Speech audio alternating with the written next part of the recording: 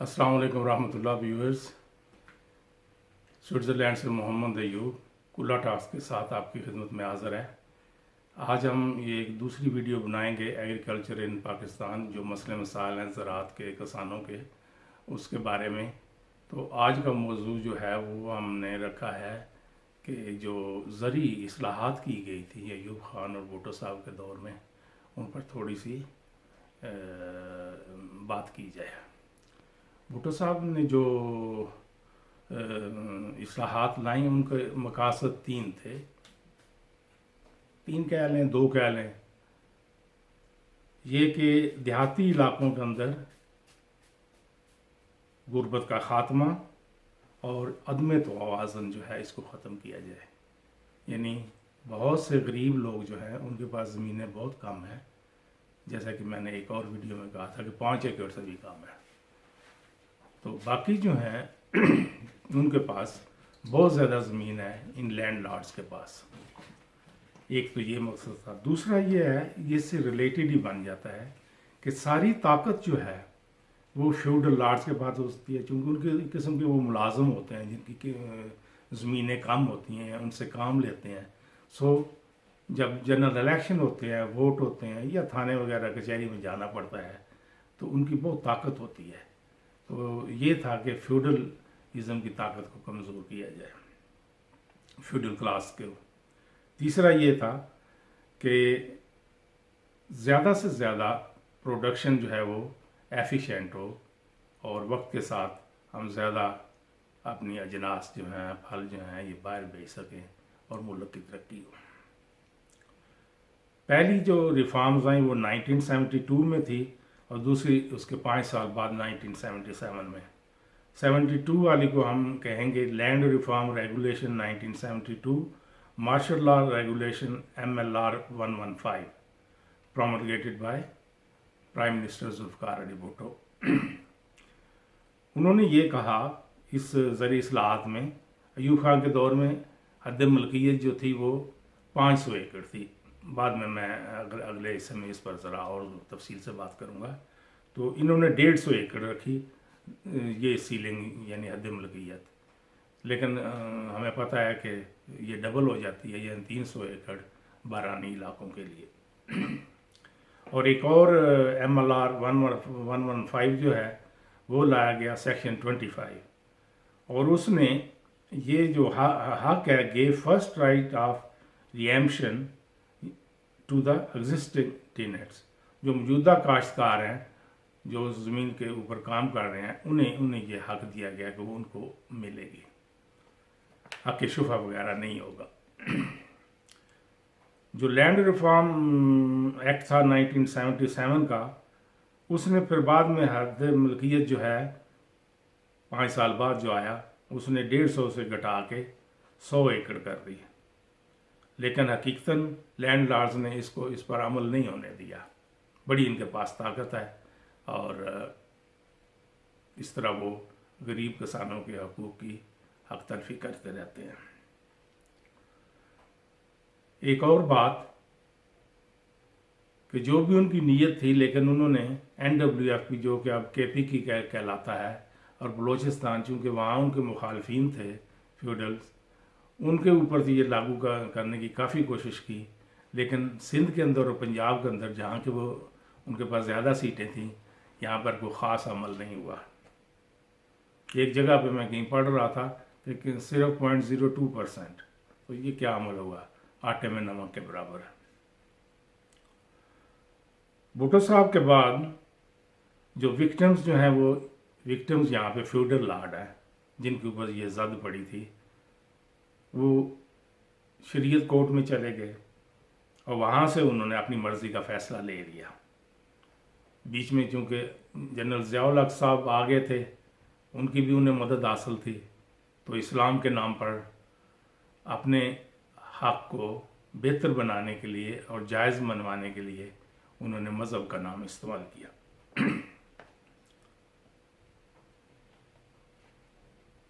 एक दोस्त जो हैं वो उसमें असद रहीम ख़ान साहब, ये बैरिस्टर हैं और कॉलमनिस्ट हैं, उन्होंने डान के अंदर लिखा The net result of the Qazalbash work versus Chief Land Commissioner, the 1989 Shariat Appellate Bench decision, is that land reforms in Pakistan are now at the same level as they were in 1947. बस वापस square one में कोई इनका 72 और 77 और यूब खान की land reforms 1959 का कोई असर नहीं हुआ. As the 1972 regulations and the 1977 Act have seen their main provisions being struck down and the 1959 regulations have been repealed, यानी ज़ाब्ते वाब्ते सारे मनसूख कर दिए शरीयत कोर्ट ने. हमारे सदर एक हुए गुलाम इसहाक खान और फील्ड मार्शल अयूब खान को हम इनको सब जानते हैं. तो अयूब खान की जो थी रिफॉर्म्स उसमें 5 एकड़ जो थी वो सीलिंग रखी गई हद मलकियत, लेकिन गुलाम इसहाक खान ने प्लीड किया कि 150 होनी चाहिए as well as fresh ceilings for families. तो कुछ अरसे बाद लैंड रिफॉर्म्स के ऊपर तनकीद होनी शुरू हो गई. पहले भी होती रहती थी, जिसमें जेडेड ये जो थके मांदे जो जिनकी अब कोई बात नहीं सुनता लिबरल्स में मुराद है उनकी, और JUI जो है वो भी बीच में आ गई. बहरहाल वो तो सारा क्रेडिट लेते हैं. हार्ड फैक्ट यही है कि landlessness is directly linked to poverty and illiteracy is linked to landlessness. दोनों का बिल्कुल सीधा सीधा ताल्लुक है. रीडिस्ट्रीब्यूशन जो है वो इन दोनों चीज़ों को, गुर्बत को भी और नाखानगी को भी दूर करती है. जो एंटी स्लेवरी इंटरनेशनल जो है उनके मुताबिक 1.8 मिलियन पीपल जो हैं वो इन होल्डिंग्स पर इन बड़े ज़मींदारों फ्यूडल के पास काम करते हैं. यानी 18 लाख बंदा जो है फॉर नो पे नथिंग, बेगार जिसको हम उर्दू में कहते हैं.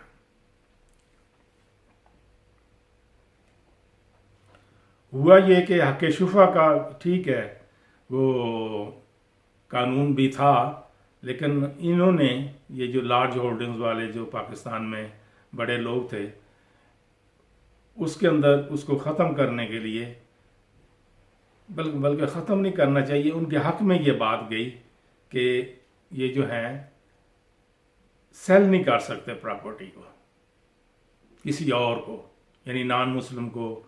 और इसी तरह उन्होंने मतलब है औरतों के हकूक़ जो है उन्हें सप्रेस किया. यानी अपने कज़न्स को अपनी कास्ट के अंदर, यानी वो ज़मीन उधर की उधर ही रही. नाम की सिर्फ रिफॉर्म ज़री इस्लाहात आई तो गरीबों को कुछ मिला नहीं है. दोनों इस्लाहात जो हैं वो नाकाम हुई. ये चौधरी कह लें, वडेरा कह लें, सरदार कह लें बलूचिस्तान में, इधर सिंध में साई हैं, तो सारी रिफॉर्म्स जो हैं वो उन्होंने नाकाम कर दिया. और इसके अंदर बड़ा जो किरदार है वो शरीयत कोर्ट का है. अगर हम दोनों का इकट्ठा भी जिक्र करें तो मैंने अभी पहले भी थोड़ा सा जिक्र किया था, सिर्फ इफ़ेक्ट किया 0.02% ऑफ एलिजिबल स्मॉल फार्मर्स. और रिफॉर्म्स जो हैं ये उस वक्त की बात हो रही है 0.02%, जबकि ये सब कुछ लीगल था. Superior judiciary decided against redistribution is an understatement.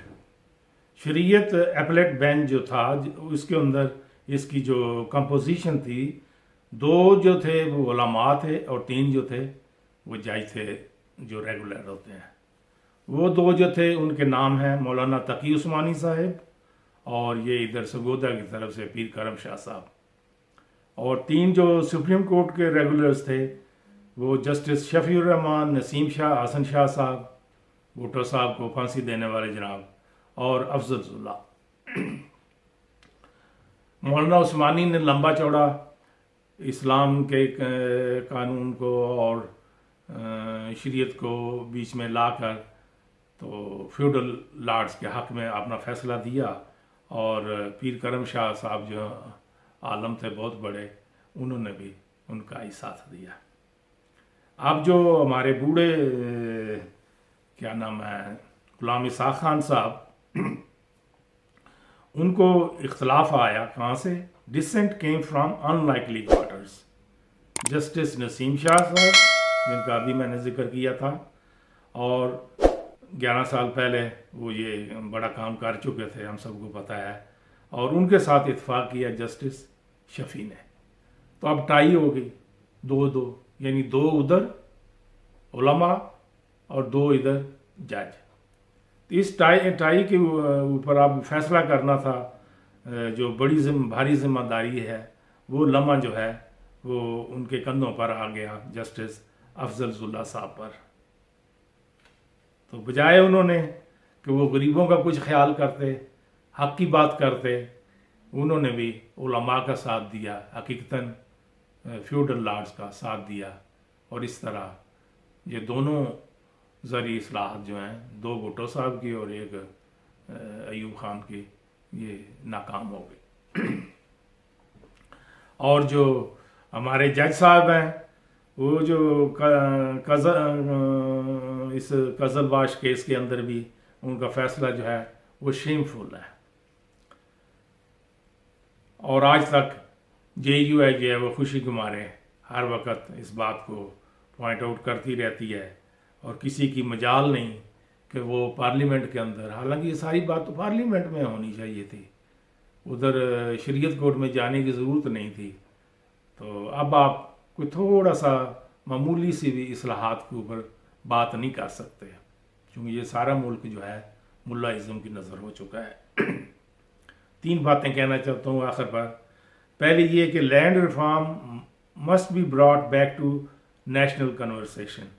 بات یہ ہے کہ ہمارا میڈیا جو ہے یہ بکاؤ ہے، پیسے لیتا ہے، جو عوام کے مسائل ہیں اس کے اوپر کوئی بات نہیں کرتا۔ یہ مطلب بھولی بسری یاد بن گئی ہیں زرعی اصلاحات۔ حکومتیں جو ہیں وہ بھی کچھ نہیں کرتی، اور میڈیا بھی بالکل خاموش ہے، پرنٹ میڈیا بھی اور الیکٹرانک میڈیا بھی۔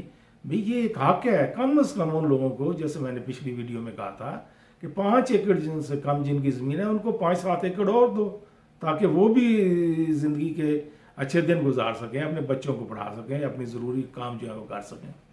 دوسری بات جو ہے، our political parties might want to do something about it۔ اب نواز شریف صاحب کا تو سب کو پتہ ہے وہ کیا چاہتے ہیں، اور زرداری صاحب خود اب فیوڈل لارڈ بن چکے ہیں، تو وہ تو بس اب تھوڑا بہت کام رستہ رساتا رہتا ہے ان کی طرف سے، مخلص نہیں ہے۔ ہاں، عمران خان صاحب نے بڑی باتیں کی ہیں اس میں حکومت میں آنے سے پہلے، لیکن ابھی تک زرعی ریفارمز کچھ نہیں آئیں، اور کسانوں کے لیے کچھ خاص کام نہیں کیا گیا، ماسوائے تھوڑی بہت اشک شوئی کے۔ جب تک ان کو یہ 5-7 ایکڑ زمین نہیں دی جاتی، یہاں سے ابتدا کی جائے، باقی زرعی اصلاحات جو ہیں وہ بعد کی بات ہے۔ لیکن مشکل یہ ہے کہ عمران خان صاحب کے بھی دائیں بائیں فیوڈل لارڈز موجود ہیں، اور پھر یہ اسلام کا نام لے کر اپنے حقوق کو، وہ اپنے حقوق ہی کہتے ہیں، اس کا وہ تحفظ کرتے ہیں۔ حالانکہ یہ ساری زمینیں جو ہیں ان کو انگریزوں نے ان کی خدمت کرنے پر دی ہیں، باقی ان کے ویسے باپ دادا کی زمین تو نہیں تھی۔ تیسرا پوائنٹ وہ میں انگلش میں پڑھ دیتا ہوں۔ When they do, it's time we called for tougher reform than we have seen previously, with lower ceiling and actual implementation۔ حد ملکیت جو ہے چلو 100 ایکڑ ہے، اس سے بھی کم کر لیں، 50 ایکڑ کر دیں، 2 مربع زمین کسی کے لیے کم نہیں ہے۔ تو اور پھر ان کے ڈھیر سارے رشتہ دار ہوں گے، ڈھیر ساری فیملیاں ہوں گی، تو ڈھیر ساری زمین ان کے پاس رہ جائے گی۔ بقایا جو ہے وہ غریب کسانوں میں تقسیم کی جانی چاہیے، اور ہمارے پاس بہت زمین ہے۔ یہ کہنا کہ زمین نہیں ہے، بہت زمین ہے، جو کلٹیویٹڈ ہے وہ بھی، جہاں پہ کراپڈ ایریا ہے وہ بھی، اور باقی جو ابھی بہت سا ایریا رہتا ہے اس کو تقسیم کر دیا جائے، اور ان فیوڈل لارڈ سے زمین لے کر غریبوں میں تقسیم کی جائے۔ چوتھا اور آخری پوائنٹ، اسی کے ساتھ ہم ویڈیو کو ختم کرتے ہیں۔ Courts must revisit their decision perhaps via Abid Hasan منٹوز undecided petition. तो ये एक पटिशन है जिसको अभी तक कुछ नहीं इसके ऊपर किया गया। इसको जज साहिबान जो हैं, चीफ जस्टिस साहब इस बात को उठाएं और इस आबद हसन मिंटो साहब की जो पटिशन है इसके ऊपर बात करें। और ये जो पुराने डिसीजंस आए हुए हैं शरीयत कोर्ट के एपलेट बेंच के, इसको रिविजिट करना चाहिए, हक की बात करनी चाहिए और गरीबों के तहफ़्फ़ुज़ की और उनकी मदद की कोशिश करनी चाहिए। आखिर पर मेरी दुआ है कि अल्लाह ताला आपको और आपकी फैमिली को खुश रखें। खुदा हाफिज़।